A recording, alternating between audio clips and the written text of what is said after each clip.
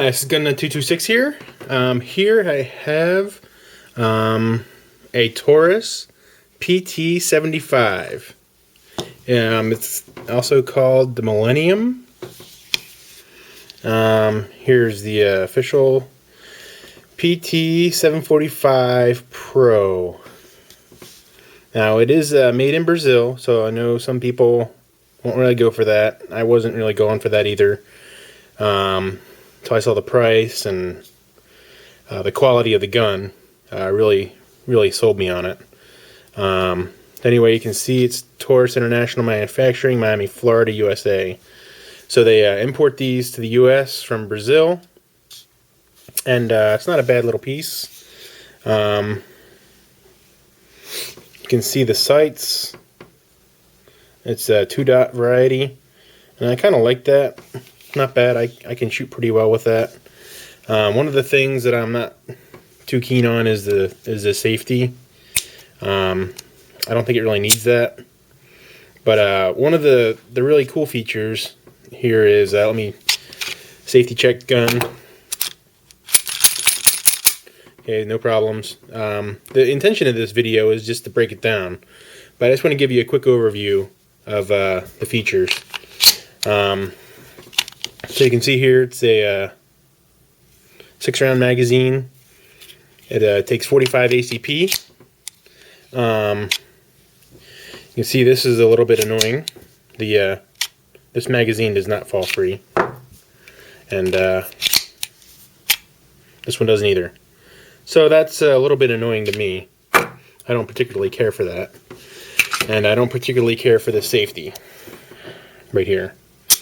But this is the only weapon that I know that has a double action, single action transition in a striker fired pistol. What I mean is the first pull would be long, except it's already reset. Pretty much any time you set the action, it goes into single action mode, which is pretty nice. So you can see it has a little bit of take up here.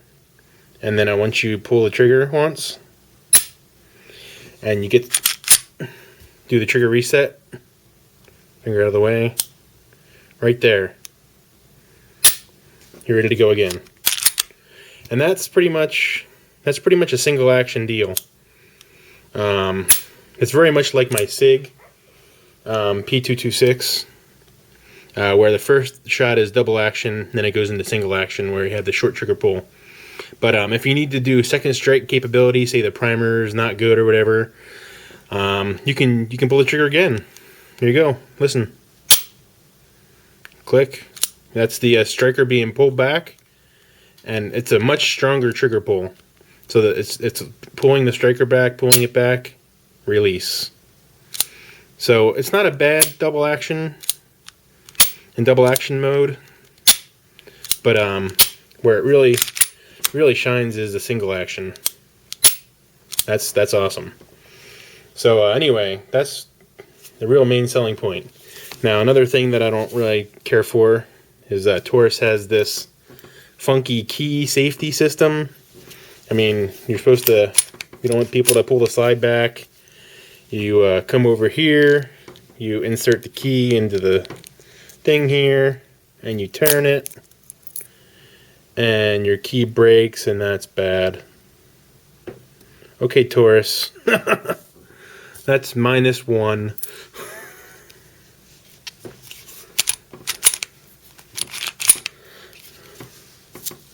Well, at least it's not locked. Wow, I'm really disappointed in that. Well, anyway, the theory goes, you turn, and then you're not supposed to be able to pull the slide back, and the safety will be engaged. But I'm not going to be able to demonstrate that right now. I don't have the right Allen wrench, and because this thing from Taurus just busted on me. Taurus. Okay. Hoping that's not any indication of how the weapon's going to perform. I've had this for actually a pretty long time, so I haven't had any problems with it yet. So back to why I was getting into this video. Basically, how to field strip. So lock the slide back, rotate that, and now the thing that I don't really care for is you got to pull that out. And to do that, it's really kind of hard to do with your fingers. So I just been using my little Gerber shard here, and just get under there. Of course, now I can't do it now that I'm in front of the camera. There we go, and then just pull it out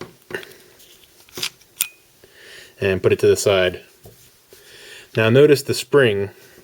The spring goes below. You want the spring, when you put this back in, I'll show you in reassembly, you want it to go below the pin so it works properly. So now take it off, pull the trigger, and it comes right off pretty much. Alright. So you see here, it's been shot a little bit. It's kind of dirty. I should probably clean it now, or relatively shortly. It's got a double spring, double compression spring. I really like the captive springs. Nothing to lose or to fly apart. That's really quite nice. Here we got the barrel. You can see it's a semi-polished feed ramp. They could have done a little better job with it. I might be touching that up with some flits, and definitely be cleaning it up a little. Here you just see this is a big chunk of metal. Put that back together.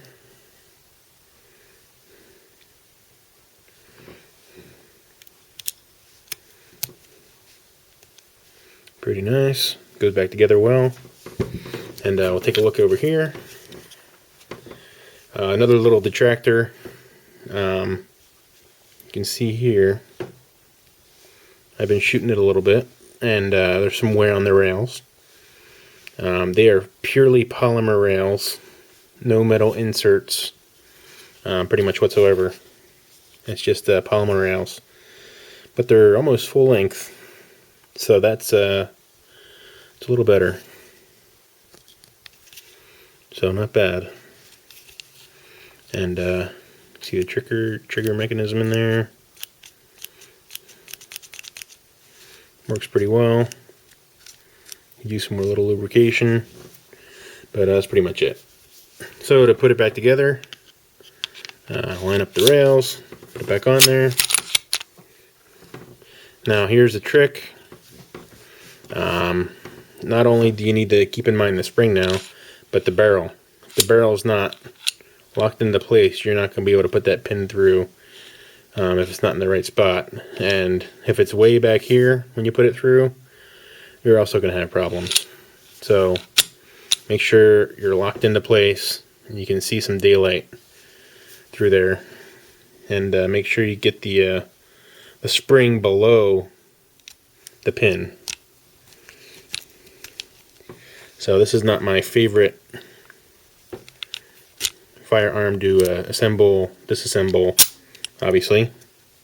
Rather go for a SIG or my XD because it doesn't have the pin to pull out, but it's not too difficult. Yeah, it's not bad. And then release the slide, make sure it works. So it works pretty well. Magazine, check. Still looks good, everything looks okay. Okay, sorry about that, my battery gave out, and I just wanted to say that it's a pretty decent gun. You could probably carry it. Concealed carry. It's pretty thin, and that's my intention when I can. I have the Utah 33 state permit, but it's no good in California, so c'est la vie. Hopefully one day I'll be able to get one in California if they change the laws here a little bit, but it doesn't look like we're going that way. Looks like we're going the other way, where we're getting more restrictive for the Second Amendment. So I need you guys to go out there. I need you to join the NRA. I need you to join the Gun Owners Association of America, the Second Amendment Foundation, just pretty much all the local gun groups you can find. Give them money and support them in any way you can. Volunteer. I'm doing everything I possibly can. I'm a member of a half a dozen different gun organizations. The GOA, NRA. I'm a lifetime member of the NRA. GOA, SAF, the California Pistol and Rifle Association, just a bunch of different groups. And I encourage you all to go out there and do the same. We need a lot of members. There's over 300 million guns in this country, and only 4.5 million or so NRA members. So we need a lot more membership. If you own a gun, join the NRA. That's all there is to it. Every year, or just be a lifetime member. Get out there, write your congressmen, write your state representatives. We need to really stand up for the Second Amendment rights we have, and so we don't lose them. Right now, the assault weapons, the so-called assault weapons that we have are at risk, or they're really just semi-automatic rifles. So just get out there and be proactive. Ammunition shortages abound. Ammunition prices are skyrocketing. Prices of weapons are skyrocketing.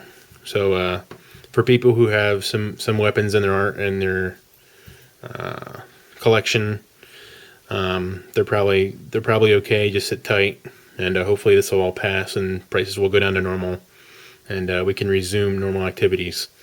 But just try to conserve your ammo when you go to the range, if you're still even going to the range, and do the best you can in these times where you can't even hardly find ammunition anymore. So anyway, if you have any questions or comments, you can send me a PM or leave a comment below here, and I'm going to get to a full-blown review of this gun here in the near future. Once I find some 45 ACP on the shelves somewhere, maybe Walmart, they seem to have it sporadically, or the internet. It seems kind of pricey these days. 45 was never really cheap. It's a big chunk of lead. It's like 230 grains or so for a standard full metal jacket. So cost is up there compared to a 9mm. So there's not a lot of economy going to the range. And I have a feeling this is going to have a lot of recoil. My past experience. So I want to try some hotter loads in it, which I haven't actually tried yet. Some hollow points, or some plus P hollow points, and see how it handles it. So anyway, if you have any questions, let me know. Anyway, thanks for watching, and support the Second Amendment.